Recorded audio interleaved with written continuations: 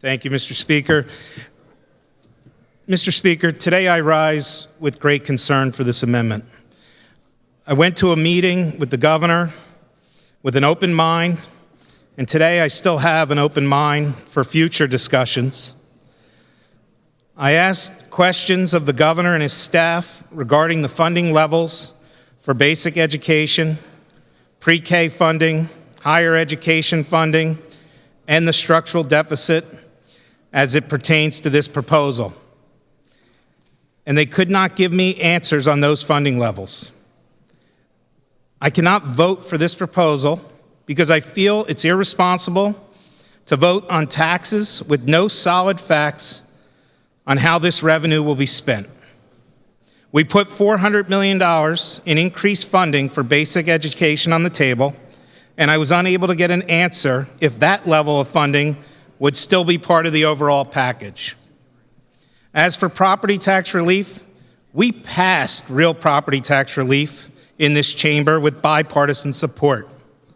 The governor has included expansion of a good program that gives property tax relief to seniors in this package.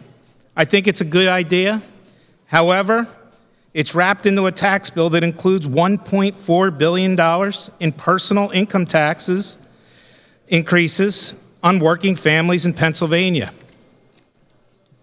It includes a severance tax, not $1 billion severance tax, but less than 30% of that next year, and even less this year.